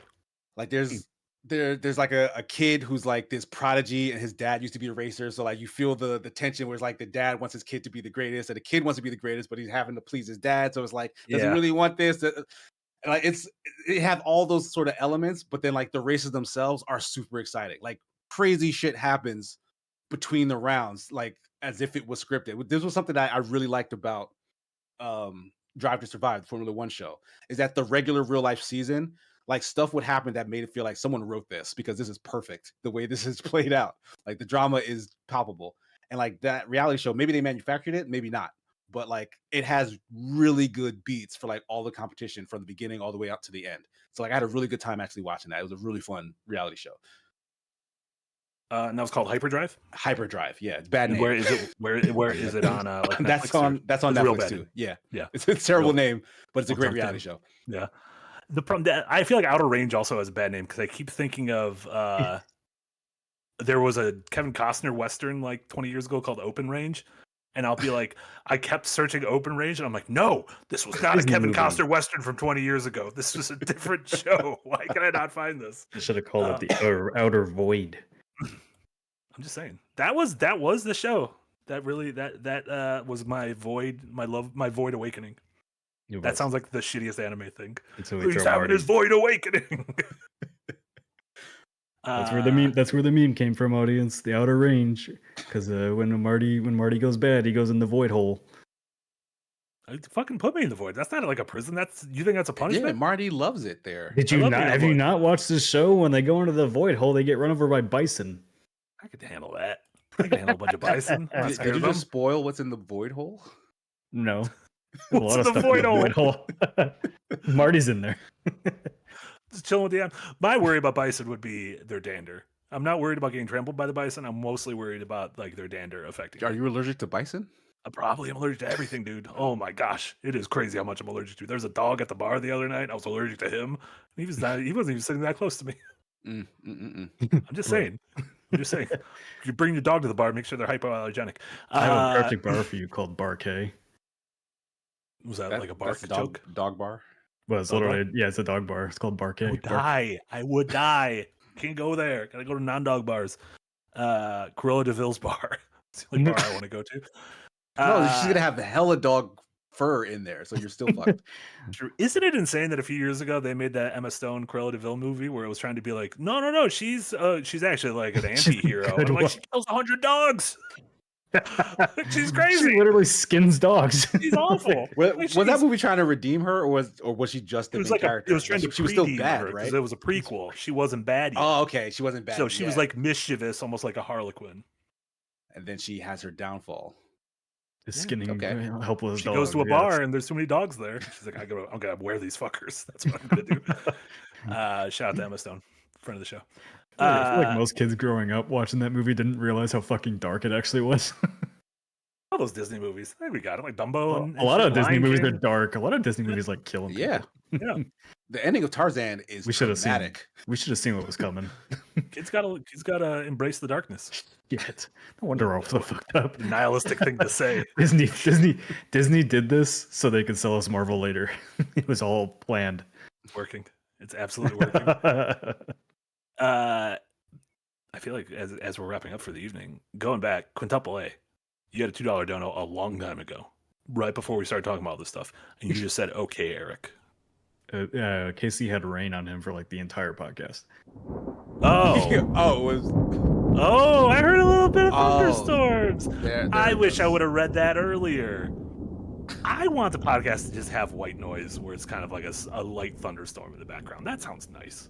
That is nice. Yeah, we'll do a podcast like that. Apologies to both Eric and Quintuple for putting together a joke that I ruined by not reading it for about 45 minutes. So apologies there. That does it for us for today. We did a great job. Obviously, the big thing everyone should be watching out for tomorrow, 10 a.m. Central. So what is it, 14 hours from now? We are going to be live. We're gonna be live with our big 6-month extravaganza. We'll be there. All your familiar faces will be there. We'll be kicking things off at 10. We'll be showing you our plans for what we have in store, what we got cooking for you. Adventure is nigh, merch, non-adventure is nigh, cool little secrets. Tune in for that, and then we'll be for 9 hours. We'll be playing games. We'll be playing Fall Guys. We'll be playing Gang Beasts.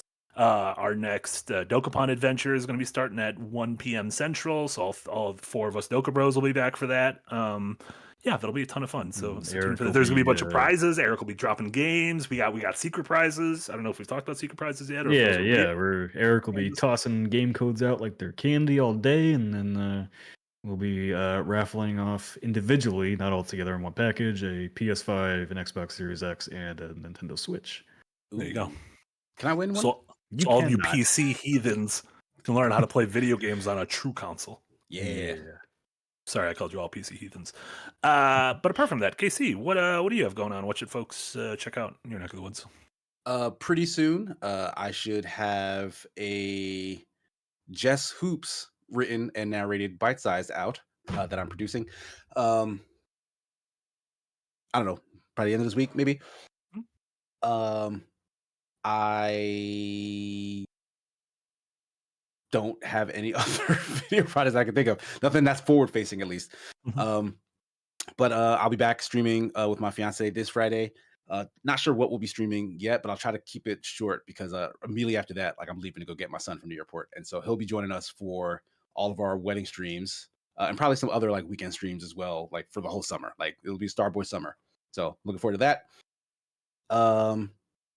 And I think that's it. Oh yeah, Super Smash Sundays on Sundays as well. Like that's also going on my personal channel, Single Years 9. So follow all in all the places, and you should be all set. You said that you were on record saying you think you're better at Smash than 2005 era Iwata. Is that true? I don't want to blow up your spot. Is that you what said I said? that to me? I said, could you beat Iwata in Smash? He's trying to walk it back. No, I said no. I remember saying, because you said Iwata and Reggie. I said I could take Reggie. I don't know. Oh, you were a little worried about Iwata. Okay. Yeah, I don't know if I could take Iwata. I'm trying to start beef between you and our dearly departed, Satoru Iwata. Nick, what do you have going on? No unpacks from me tomorrow because of the stream all day. So my next unpacked video will be in 2 weeks. And then Frost and I will be back to wrap up Call of Duty United Offensive on Friday. And then we get back. You're going to stream Friday after streaming all that tomorrow? Yeah, I've been having fun getting back into streaming this week. Keep me off social media. Right? Whatever works. Yeah, so if you want to follow me, my Twitter is now private, so you have to request it. I'm keeping it private because it's just gotten too toxic and I don't want to deal with it anymore. So if you want to follow up some of my gaming thoughts on there, you can follow me on Twitter. Other than that, we're pushing the Patreon hard. As Patreon goes, you have your ebb and flows, and we're in that ebb that's going down. We want to go momentum back up, so we'll be doing that every 6 months or so for this kind of thing. Yeah, we got exciting shit for folks to see tomorrow. So yep, and since you guys are here in the podcast, you can get the early jump on at the $25 tier. We're adding a brand new perk for voting for Yahtzee's summer game review. Summer game. Summer game. What game do you think it's going to be? I don't know. Last year, the second place was Danganronpa. Donkey Kong rom-coms? A very close third was Knights of the Old Republic, and I really want to see him review Knights of the Old Republic. I want to see him review Danganronpa. Yeah, I think I'd rather see. Well, when we did it back at the Escapists, we only had about 30 votes. Here we'll have like a little over 300. So it'll be a little bit of like a NCAA May Madness bracket to pick it. There's March Madness, but it's fine. You fake little basketball boy. Yeah, that about does it for us. Thank you all so much, everyone who's watching live, everyone who listens on your podcast service du jour, or watching a nice little VOD. Thank you so much, Eric. Thank you so much, Casey and Nick. For Marty, this was Firelink. I almost said breakout, and then I almost said recap. I was like, first one makes sense as a mistake. The second one, that wasn't even the show. That was an entirely different program. This was breakout fucking episode number 23 of whatever show this was. Thank you all so much for joining. Have a wonderful rest of your evening. And we'll see you back here 10 a.m. tomorrow morning with the all-day festivities. Bye, everyone. Yes. Bye.